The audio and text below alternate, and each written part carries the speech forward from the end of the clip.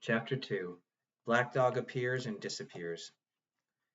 It was not very long after this that there occurred the first of the mysterious events that rid us at last of the captain, though not, as you will see, of his affairs. It was a bitter cold winter, with long, hard frosts and heavy gales, and it was plain from the first that my poor father was little likely to see the spring.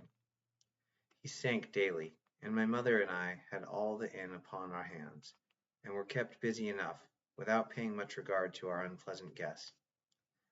It was one January morning, very early, a pinching, frosty morning, the cove all grey with hoar-frost, the ripple lapping softly on the stones, the sun still low and only touching the hilltops and shining far to seaward.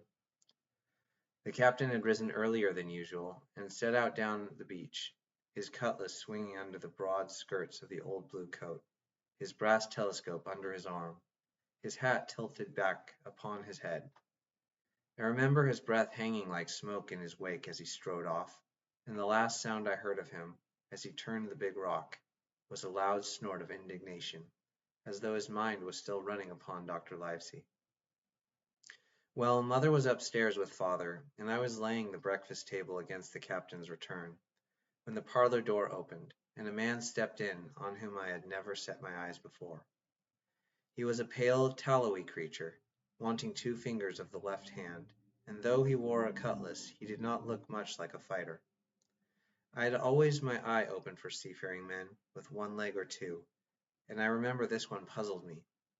He was not sailorly, and yet he had a smack of the sea about him too. I asked him what was for his service, and he said he would take rum, but as I was going out of the room to fetch it, he sat down upon a table and motioned me to draw near. I paused where I was with my napkin in my hand. "Come here, sonny," says he, "come nearer here." I took a step nearer. "Is this here table for my mate Bill?" he asked, with a kind of leer. I told him I did not know his mate Bill, and this was for a person who stayed in our house, whom we called the captain. "Well," said he, "my mate Bill would be called the captain, as like as not. He has a cut on one cheek, and a mighty pleasant way with him, particularly in drink, has my mate Bill. We'll put it, for argument like, that your captain has a cut on one cheek, and we'll put it, if you like, that that cheek's the right one. Ah, well, I told you. Now, is my mate Bill in this here house?" I told him he was out walking. "Which way, sonny? Which way is he gone?" And when I had pointed out the rock and told him how the captain was likely to return, and how soon, and answered a few other questions, "Ah," said he, "this'll be as good as drink to my mate Bill." The expression on his face as he said these words was not at all pleasant, and I had my own reasons for thinking that the stranger was mistaken, even supposing he meant what he said. But it was no affair of mine, I thought, and besides, it was difficult to know what to do. The stranger kept hanging about just inside the inn door, peering round the corner like a cat waiting for a mouse. Once I stepped out myself into the road, but he immediately called me back, and, as I did not obey quick enough for his fancy, a most horrible change came over his tallowy face, and he ordered me in, with an oath that made me jump. As soon as I was back again, he returned to his former manner, half fawning, half sneering, patted me on the shoulder, told me I was a good boy, and he had taken quite a fancy to me. "I have a son of my own," said he, "as like you as 2 blocks, and he's all the pride of my art. But the great thing for boys is discipline, sonny, discipline. Now if you had sailed along of Bill, you wouldn't have stood there to be spoke to twice, not you. That was never Bill's way, nor the way of sich as sailed with him. And here, sure enough, is my mate Bill, with a spyglass under his arm, bless his old heart to be sure. You and me'll just go back into the parlor, sonny, and get behind the door, and we'll give Bill a little surprise, bless his heart, I say again." So saying, the stranger backed along with me into the parlor, and put me behind him in the corner, so that we were both hidden by the open door. I was very uneasy and alarmed, as you may fancy, and it rather added to my fears to observe that the stranger was certainly frightened himself. He cleared the hilt of his cutlass and loosened the blade in its sheath, and all the time we were waiting there he kept swallowing as if he felt what we used to call a lump in the throat. At last in strode the captain, slammed the door behind him without looking to the right or left, and marched straight across the room to where his breakfast awaited him. Bill, said the stranger in a voice that I thought he had tried to make bold and big. The captain spun round on his heel and fronted us. All the brown had gone out of his face, and even his nose was blue. He had the look of a man who sees a ghost, or the evil one, or something worse, if anything can be.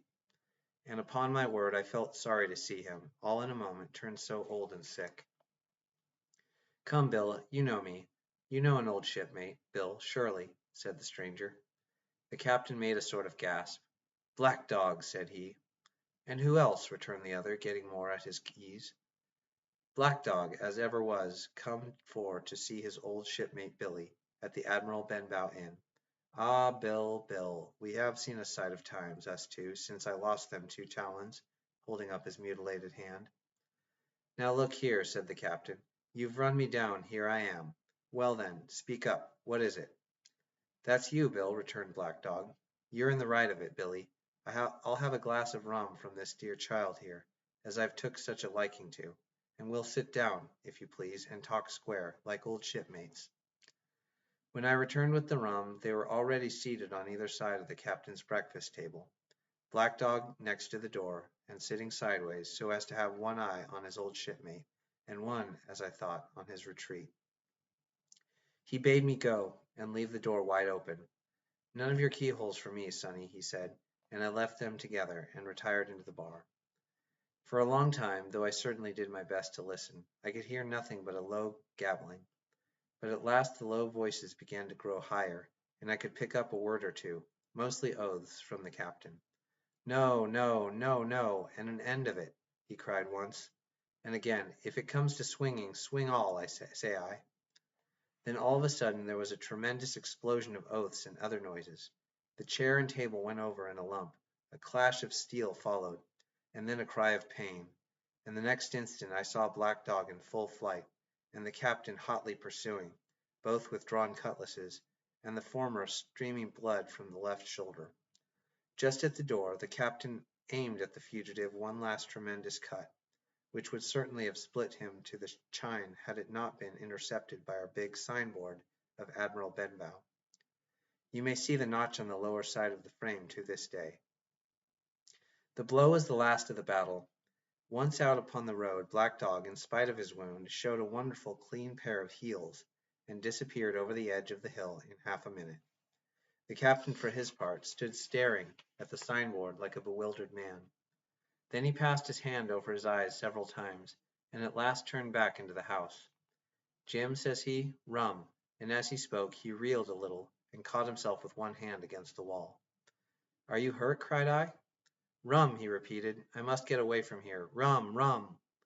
I ran to fetch it, but I was quite unsteadied by all that had fallen out, and I broke one glass and fouled the tap, and while I was still getting in my own way, I heard a loud fall in the parlor, and running in, beheld the captain lying full length upon the floor. At the same instant my mother, alarmed by the cries and fighting, came running downstairs to help me. Between us we raised his head. He was breathing very loud and hard, but his eyes were closed, and his face a horrible color.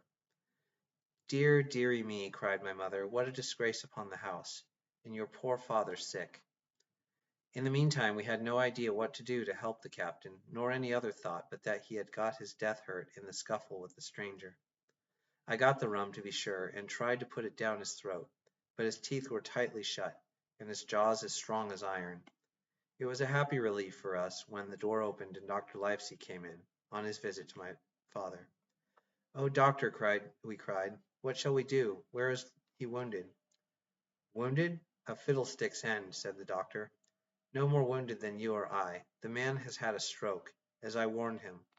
Now, Mrs. Hawkins, just you run upstairs to your husband and tell him, if possible, nothing about it.